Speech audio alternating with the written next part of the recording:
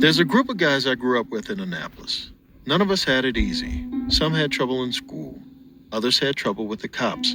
A lot of us were missing our dads, and we were pretty ungrateful for our moms, who juggled multiple jobs to keep us fed. But we had each other, and I think that's why we all found a path to a better life.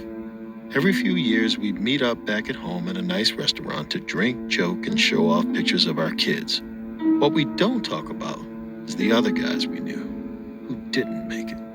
But sometimes, the past catches up with you. The last time we met up, we just popped open a bottle of red when my buddy looked out of the window.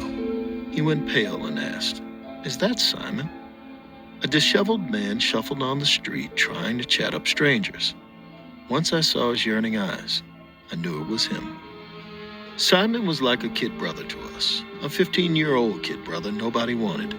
He was needy and earnest like a sad clown, and he clung to us like a barnacle.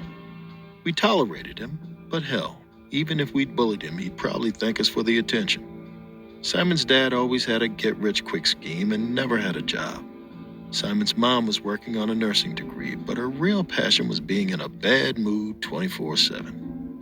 The year after my crew graduated, Simon's dad ran off. Poof, no goodbyes. His mom worried about keeping her son on the straight and narrow, so she moved to a small town outside of Frederick, Maryland. It was supposed to be a fresh start, but Simon fell in with the wrong crowd.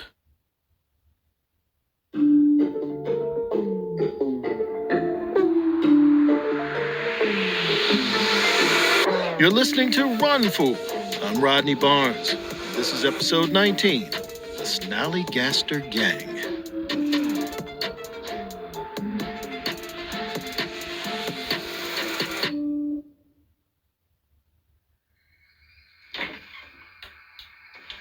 Simon opened a kitchen cabinet in the dingy apartment that he still refused to call home. This cabinet was empty too, except for an old pasta box. He worried he'd be late for the bus, but he was still so hungry. He opened one last cabinet, fantasizing about finding it full of Pop-Tarts and Oreos, Slim Jims, and popcorn. All the things families had on TV. All the things he didn't. The door creaked open. His mother Sherry trudged in, clad in nursing scrubs. Weary after a night shift, she gave him a stiff hug and a kiss, like she was ticking it off a checklist. Then, she asked why he hadn't left. She did not raise him to be tardy. Simon whined, "I was hungry, okay?" Sherry softened. Looking guilty, she rifled in her scuffed purse and set some plastic-wrapped things on the counter. A cookie, celery and carrot sticks, a banana so brown it might as well have been a turd. Vending machine food, from the hospital, or maybe a gas station. Simon was usually good at minding his mom's moods, but today he sulked. Back when we were a family, Dad used to make me eggs. Sherry bristled. "Well, all your dad made me was cry." Your father was not family. A real man sacrifices things he wants for his family. All he did was sacrifice us for the things he wanted. Simon asked, what if he got a job? Then he could provide, and she wouldn't have to work so much. Sherry said no. She didn't want him out all hours. The streets were quiet, but they weren't safe. More and more people were coming into the hospital, mugged, beaten, drugged. She insisted. Besides, we've got a home, hot water, and food, even if it's not to your liking, Chef Simon. What else do you need? Simon blurted, "More." Sherry asked, "More what?" Simon mumbled, "Just more." Sherry's brows knit together in pain.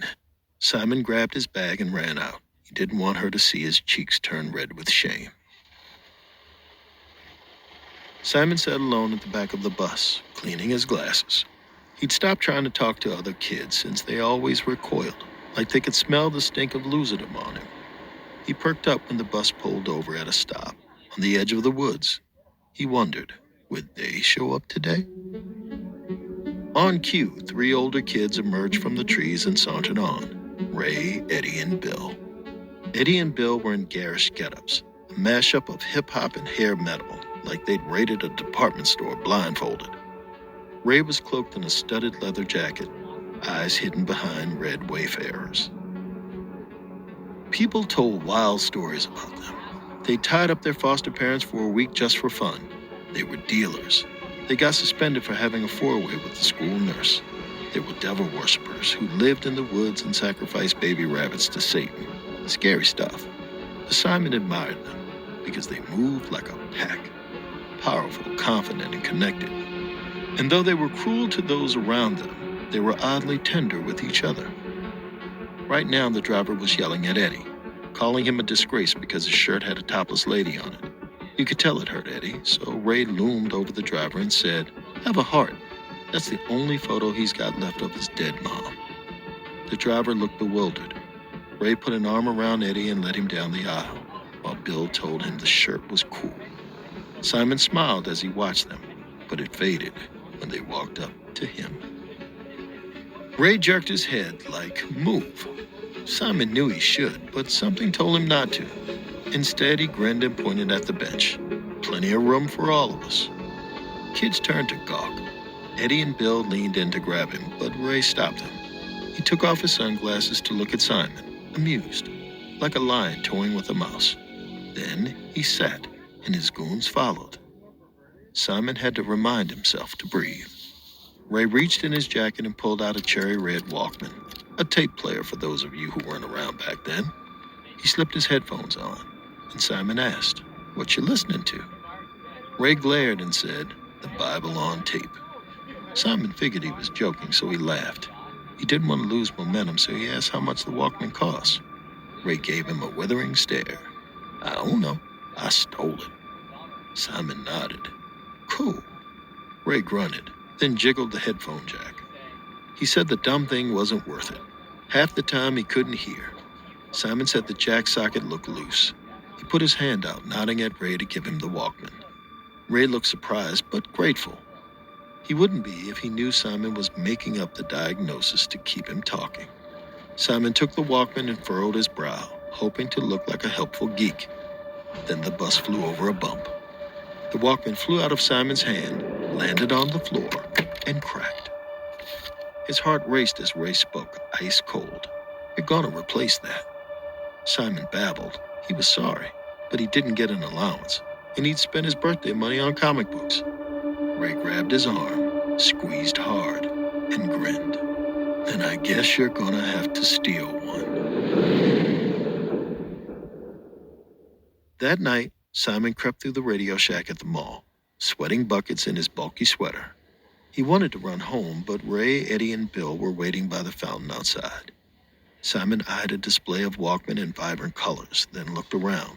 There was a zoned-out guard at the door, 2 cashiers, but they were flirting in the back. Simon sighed. For once, it was good that everyone seemed to ignore him. Except this weird guy stood at the end of the aisle, smiling. He wore black and purple. His pale arms were covered in tattoos, and there was a mystical eye tattooed above his brow. He was older, but there was also something jittery and youthful about him, like a goth Peter Pan. The man walked off. Simon took a breath. It was time. He locked his eyes on a red Walkman. He grabbed the slim box, put it under his sweater, and tucked it in his waistband. Done. Simon ambled to the exit, praying his walk wasn't too weird.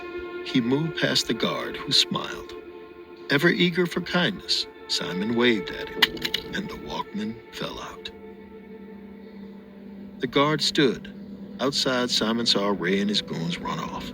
He was on his own, until the strange man he'd seen walked over to pick the Walkman up. He shook his head. "I saw you take this, boy, and it just ain't right." Simon opened his mouth to beg for forgiveness, but the man handed him the box. "The earbuds that come with it are garbage. Gotta get a good set of headphones. Say, buddy, you mind grabbing some Sonys for the kid?" The guard protested. The kid was a thief. The stranger opened his mouth and let out an ear-splitting shriek that sounded like a train whistle. The world fell dead silent, and everyone in the store went still. The stranger leaned into the guard's ear and ordered, "Get them." Stiff as a robot, the guard went off and brought back headphones. His face contorted in agony, every fiber of his being telling him to stop, but he handed them to Simon. Using the same eerie voice, the stranger said, "Neptune." The guard fell to the ground. Simon looked up and realized the stranger was gone.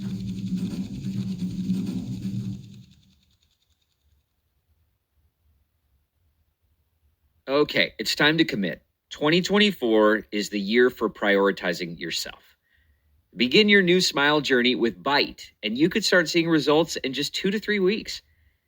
Just order your at-home impression kit today for only $14.95 at Byte.com.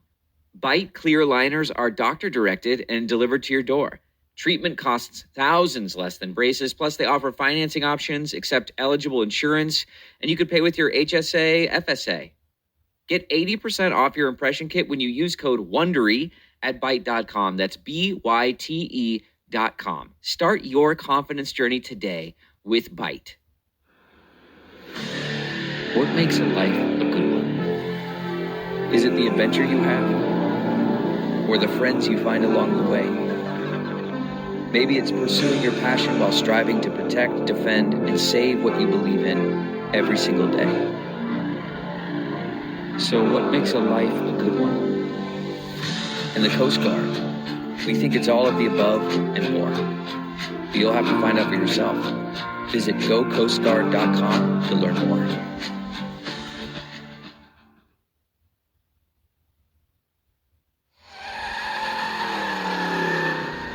Simon scrambled out to the parking lot, where he was almost run over by a black convertible. It stopped, purring with menace.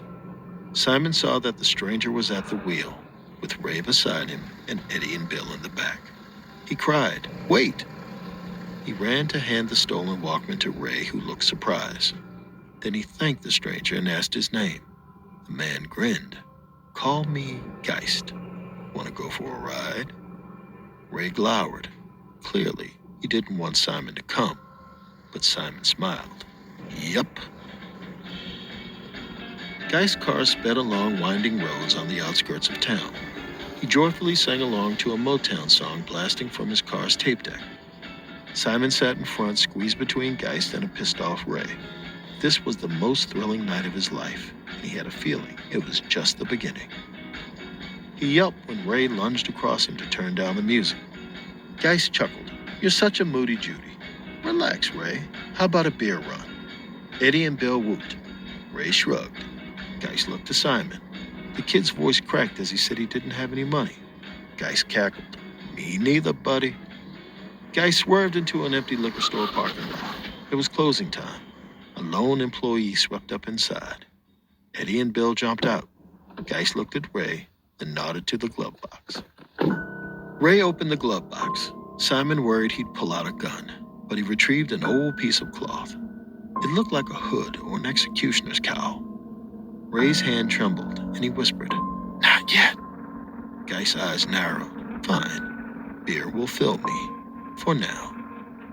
Simon wasn't sure what was going on. It was like a secret code he was desperate to understand. Geist and Ray got out. Simon followed, but Geist pushed him back in the seat with paternal gentleness. "Stay here, kiddo. Enjoy the show." Simon watched them go into the store. The employee got annoyed, then scared, as the boys surrounded him and Geist whispered in his ear to work his magic. The clerk dropped, convulsing. Then Ray, Eddie, and Bill hooted and hollered through the aisles, grabbing bottles, chugging some, smashing others to the ground. The store doors were closed so Simon couldn't hear the chaos inside. With the Motown playing in the car, it just felt like he was watching a hilarious movie with a great soundtrack. He laughed. Until he saw a second employee creep out from a back room, nervously loading a shotgun, headed for Ray. Geist and his boys couldn't see her, and Simon knew he had to act fast. He slammed the car horn. Geist's eyes shot up. Simon pointed. The gang turned to see the employee take aim. In a panic, Ray looked across the store at Geist. Geist rolled his eyes, then jerked his head. "Duck." Ray dropped, and Geist broke into a run. Simon was stunned to see the older man leap into the air like a superhero. He hovered, gleeful menace burning in his eyes. Then Geist pounced on the employee, ripped the gun from her hands, and knocked her down. Simon couldn't see exactly what was happening, but he saw the rifle go up and down in Geist's grip. The way the rifle got bloodier each time it came up, Simon knew Geist was using it to give her a serious beating. Ray crawled away, unable to watch. He was horrified, but Simon wasn't. It was the coolest thing he'd ever seen. Geist told his crew to stay behind while he drove Simon home. When Simon protested, Geist said, "You don't want to be a sleepy Simon at school tomorrow, do you?" Simon laughed. Geist was odd, like a devil and an angel on his shoulder. He wanted to ask where he'd come from and why he was doing this, but he figured any answers would raise more questions. He was just going to enjoy the ride. They parked at Simon's apartment. Geist pulled out the stolen Walkman, then grabbed some tapes from his dashboard. He handed them to Simon and said they were his. Simon protested. The Walkman was Ray's, but Geist insisted. He'd earned it.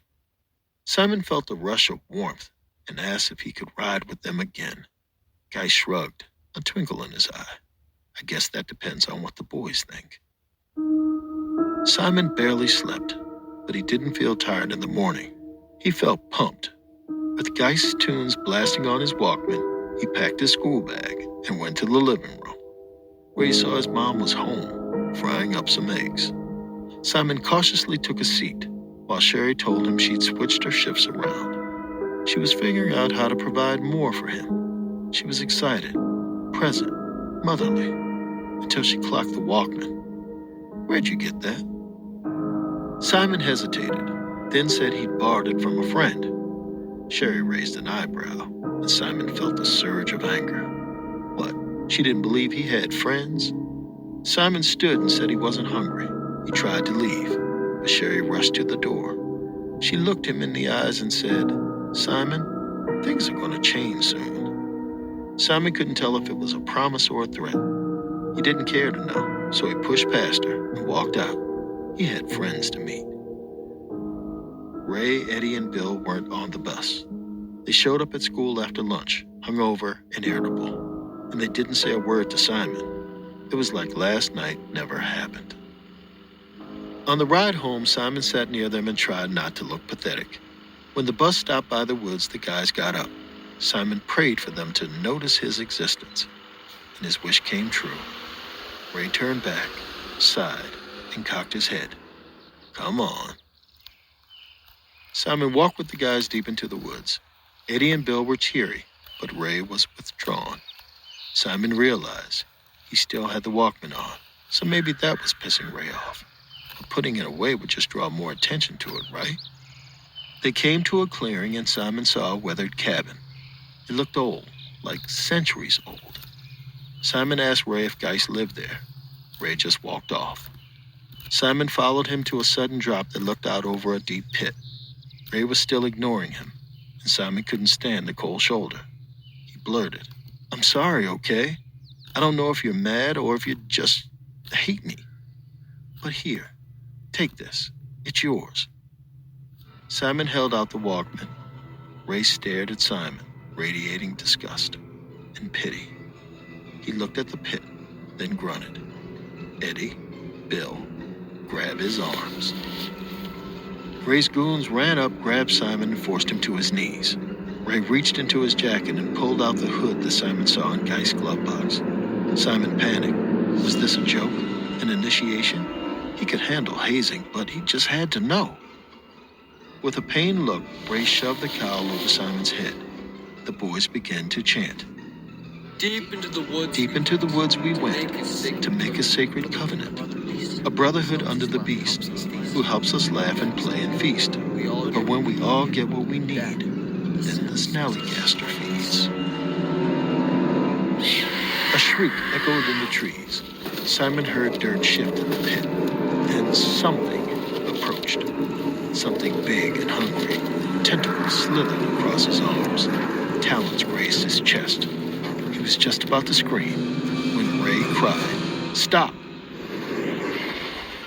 Ray ripped the cowl off Simon's head, and he was blinded by the setting sun. He blinked and saw that Geist stood before him. He glared at Ray, Eddie, and Bill. "Boys, I told you, the fun's not free. Tribute must be paid. The beast must feed. Ray protested. He's just a kid, man. Geist retorted. Exactly. You said he was a perfect tribute. Expendable.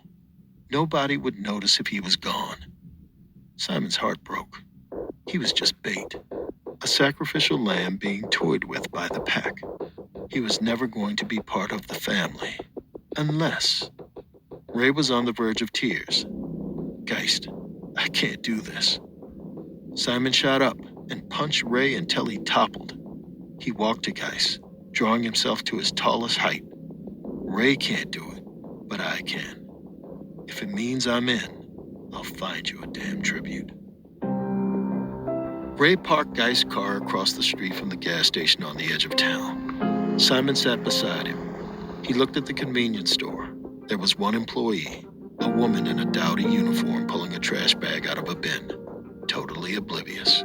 Ray turned to Simon. You don't have to do this.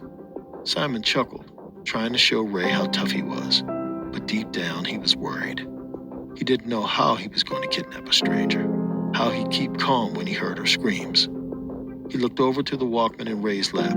Then he grabbed it, put the headphones on, and pressed play. Geist's Motown mix blared in his ears, and Simon felt a rush of energy. He could do this. He got out of the car, quietly stalking to the station. The attendant was loading a garbage bag into a dumpster, and her back was turned. Simon pulled the hood from his pocket, just as she sensed that someone was behind her. Simon whipped the cowl over her head. The woman struggled. She was stronger than she looked, and Simon was weaker than he thought. So he shoved her. Her head hit the edge of the dumpster, and she crumbled to the ground. Simon and Ray carried the limp woman through the woods. Simon held her arms and Ray held her legs. Simon had to admit his bravado was fading. This woman was heavy, and he was just a kid. Still, he saw Geist's silhouette waiting at the pit, 100 feet away. Eddie and Bill paced by him. Simon just had to hold on a little longer. Suddenly, he felt a thud. The woman dropped from his arms into the dirt. He whipped his head back. Ray had let go.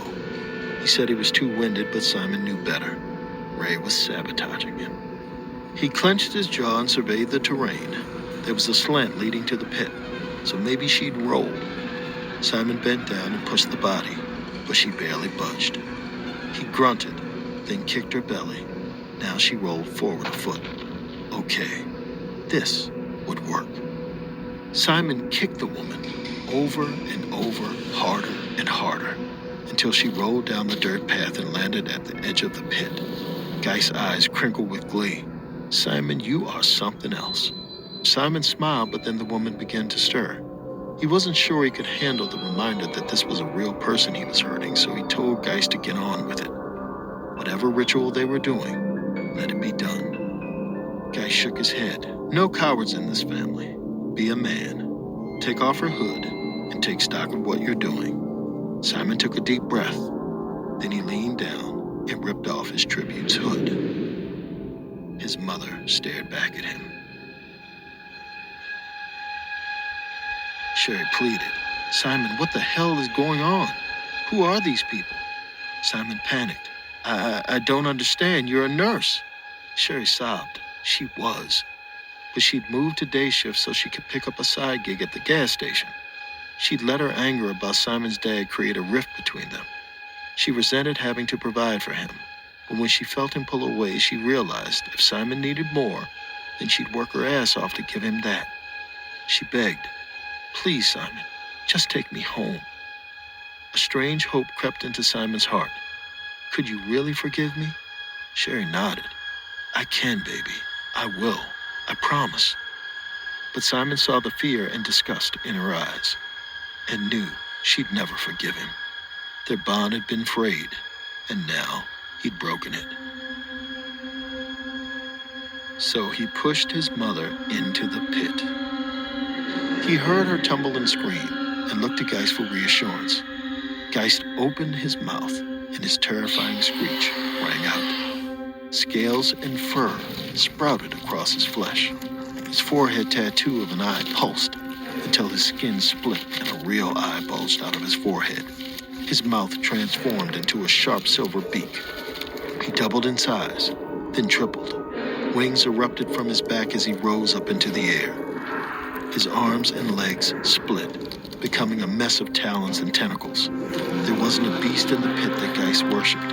He was the beast. A revolting mix of dragon, bird, and squid. A whole family of animals in one horrifying form. The monster flew high, then dove into the pit. Simon closed his eyes, but he heard every single crunch, slurp, and scream as his mother was eaten alive. Soon, Geist dragged himself out of the pit, back in human form. He hopped to his feet, all giddy, and told the boys it was time to move along. With a rush of adrenaline, Simon ran to join them. He'd proven himself, and he was part of the pack. But before he got close, Geist put his hand on Simon's chest. Not you. Simon didn't understand. He deserved this. The other boys were cowards. He'd found their tribute. Geist nodded sadly. My boys may be cowards. I have hope. Maybe at the next year's sacrifice they'll have my pride. For now, they have my mercy, because they don't have anyone else. Simon screamed that he didn't either, but Geist shook his head. You did, and you gave your mama up for pretty toys and a pat on the head. If you're so willing to betray the family you've got, I don't want you anywhere near mine. Geist wrapped his arms around Ray, Eddie, and Bill, looking like a predator and a protector. Then he took his family back into the woods. Simon fell to his knees, too stunned to make a sound. Not that anyone would hear him if he did. He was completely, utterly alone.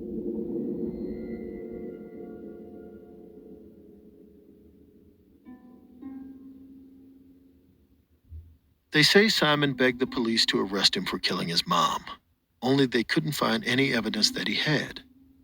Best as they could tell, she'd run off just like his dad had. He was sent to a foster family, but he couldn't adjust. He ran away, never finishing school. Spent time in a psych ward until he was discharged. Apart from his odd belief in monsters, they said he was perfectly healthy. There was no place for him there either. Now Simon was back in Annapolis, the closest thing he'd once had to a home. Loitering outside the fancy restaurant while me and my friends celebrated our success. Everyone else had moved on from discussing him, eager to tell happier stories. But I kept looking out the window at him, heartbroken at the unfairness. I don't know if Simon's story was all true, but life had dealt him a bad hand. What happened to him could have happened to me, or anyone else in my crew. We all grew up lacking. That made us mad, and anger and need are a terrible combination. They blind you. You can't see what you do have, or appreciate the people who do support you, despite their own pain. We all had the same urge for connection and purpose that Simon had, but we were lucky enough to find each other, and that helped us find our paths. Maybe if we'd been kinder to Simon, well, I guess we'd never know, would we? I realized I'd been ruminating for too long. When my eyes focused, I saw Simon staring at me. Recognition and yearning washed the hard years off his face, and he looked like a hopeful kid again. He lifted his hand to wave at me. I'm ashamed to say it, but I turned away. I had my own family to think of.